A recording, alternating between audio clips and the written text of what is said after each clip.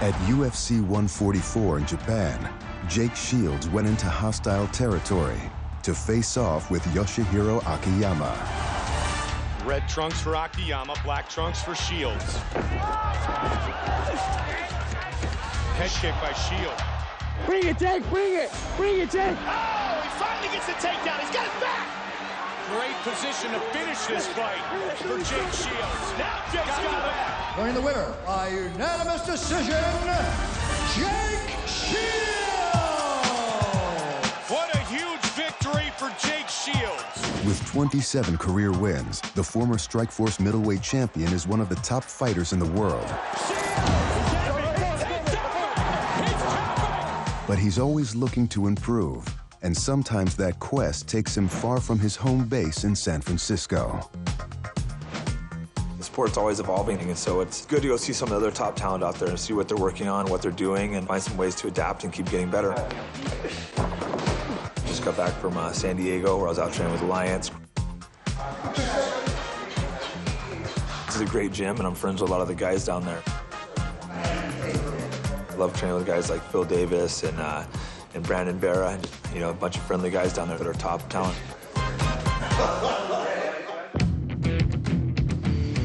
Before that, Jake went all the way to Abu Dhabi at the invitation of jiu-jitsu black belt Sheikh Tahnoon bin Zayed Al Nahyan.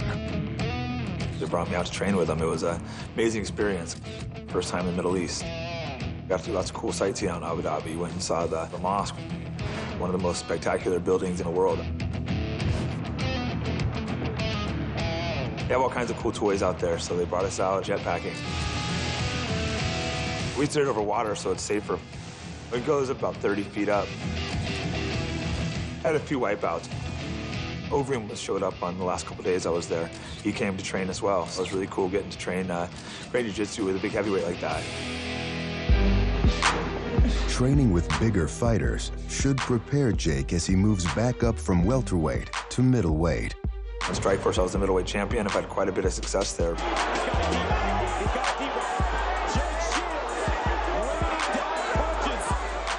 When I came to the UFC, I decided to drop to welterweight, but I didn't feel like I was quite at my peak, so I'm moving back to 85. I want to give a run at that UFC middleweight belt.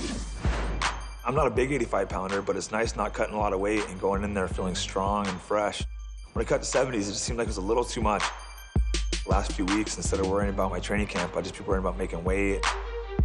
Sometimes even after the weigh-ins, I wouldn't quite recover fully. I don't like being hungry all the time, so now I'm happy training, and it makes it a lot more enjoyable. The only really disadvantage of 85s is you're going to be fighting bigger opponents. I'm trying to do a lot more strength and conditioning, trying to stay strong. I feel more punching power, a lot more power on my takedowns. It's just a lot more drive where I can just blast through my shots and kick harder. Everything feels better right now. The guys are going to hit harder, but they're also going to be a little slower, and for me, I think it's quite helpful. His main focus is just being a bulldozer and doing what he does best, is put guys to sleep and submit them. It's a new start and a new chapter in his career. He said he wanted to be an exciting fighter, looking to stop this fight in the first round.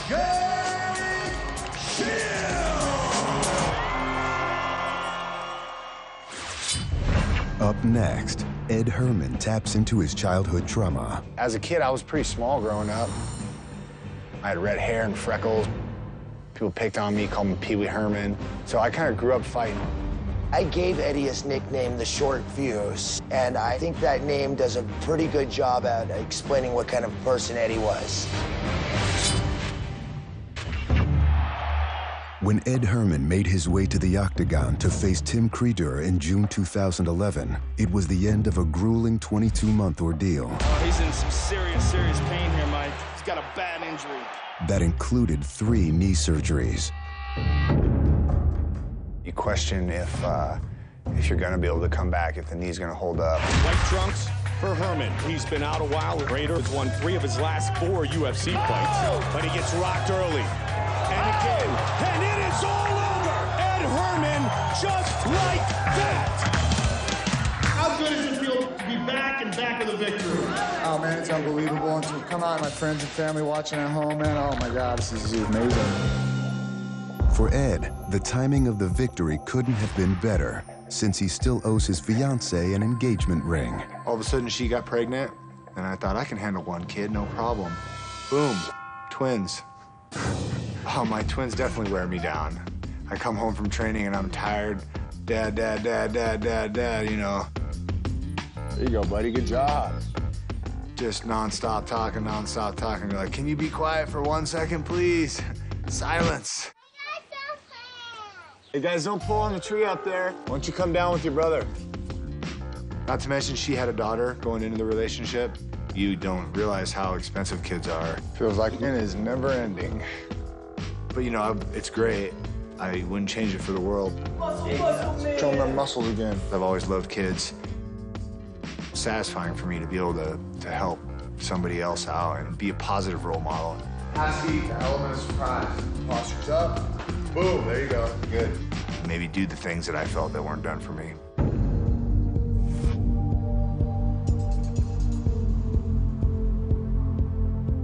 My parents divorced when I was younger. My parents were both battled with drug and alcohol abuse for a while there. So I felt like I didn't have any parents, and I was gonna have to survive myself. As a kid, I was pretty small growing up. I had red hair and freckles. People picked on me, called me Pee Wee Herman. So I kind of grew up fighting anyway. I ended up getting in trouble my junior year, and they weren't gonna let me wrestle or play football, so I dropped out of school. When he wasn't out partying and getting into trouble, Ed watched some of the early UFC events with his father. My dad loved it. Like, he was like, man, if they had this stuff 20 years ago, you know, that kind of thing. And I remember watching some of it and going, man, I could get in there with that guy. Ed started training at Team Quest in Portland with Randy Couture. After being, you know, going through all the hard times that I had and people telling me you can't do this, you can't do that, having a world champion show some interest in you and feel like you have some potential with huge confidence booster, that's what changed my life for sure. When I met Ed, I think he must have only been about 21 or 22. I gave Eddie his nickname, the Short Fuse. And I think that name does a pretty good job at explaining what kind of a person Eddie was. Short Fuse won 13 out of his first 15 pro fights. He joined the UFC in 2006, and in 2007 earned bonuses in 3 straight victories. Very nice takedown and pass by Ed Herman.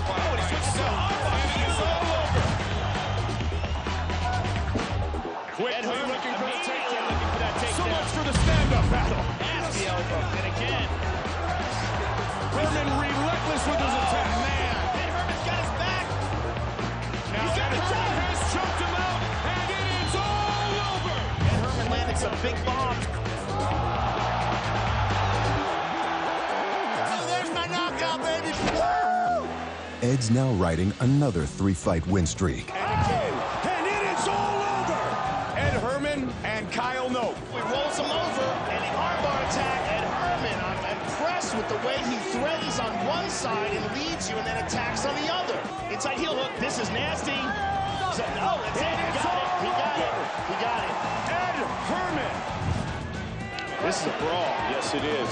Good way to get things started here tonight. Nice knees by Herman. Nice uppercut as well. And Ed Herman takes him down. Look at this. It is all over. The winner by rear naked choke.